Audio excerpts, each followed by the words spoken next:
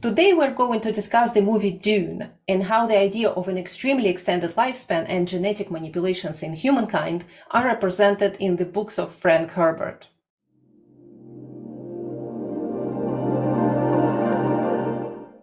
Hello, this is the Longevity Culture channel and I'm your host, Elena Milova.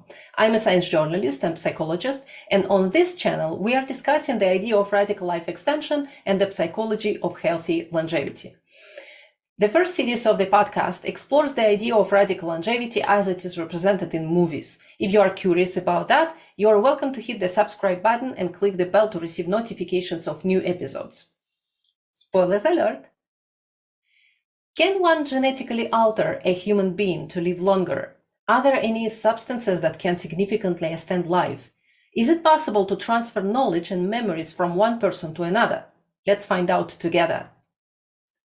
Dune is a science fiction novel by American author Frank Herbert. The publication of the series started in 1965, and it's pictured in a universe where through genetic modifications and the usage of a unique substance called spice, people acquire an extended lifespan and extraordinary abilities. The only source of spice is Arrakis, a desert planet inhabited by the sandworms.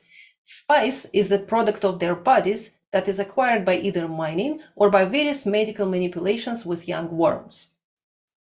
After being discovered and studied, spice became an integral part of the economy and social life. The Bene Gesserit sisterhood is using spice to see within, to foresee the future, and create a new kind of human leaders to eventually show humanity the optimal way of development, so-called golden path.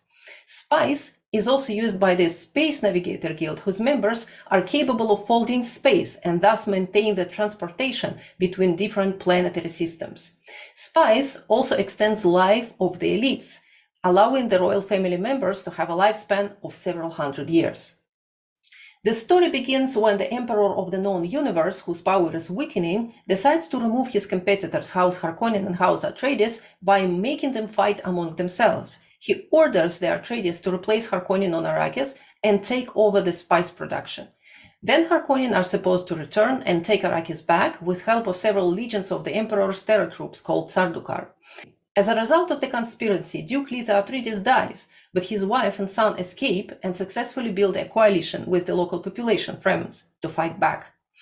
As the story goes, we find out that the Duke's son, Paul Atreides, is a surprise child, an unexpected result of the Bene Gesserit breeding program, the first one who possesses the ability to perceive the golden path. However, since his genetic layout was not complete, at the end he could not bear the challenge, and it's his son, Leto II, who became the ruler of the universe for over 3,000 years and brought human civilization on the golden path. Let's decipher science from fiction in Dune. First of all, is it possible to extend human life by altering genetics? The answer is probably. There were many studies in animals whereby altering the genes that are responsible, say, for DNA repair or certain metabolic and growth processes, the researchers managed to greatly extend a healthy period of life in those animals. The rare self-experiments with gene therapies having the purpose of extending lifespan in humans did not yield enough data yet to make conclusions about their potential, but they are extremely curious to track. Are there any supplements and drugs that can greatly extend human life like spice did? Well, maybe, but not by 200 or 300% as it's pictured in Dune. There are several promising substances such as metformin, rapamycin, quercetin, lithium, pterostilbene, and many others that are being studied for their potential to slow down aging. That is not a medical advice, by the way. You should not take anything without talking to a doctor first. But it makes total sense to remember these names and track the clinical trials for longevity that are currently going on.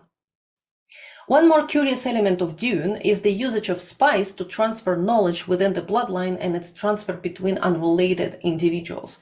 That's a very interesting form of digital immortality. Do we have anything like that in reality?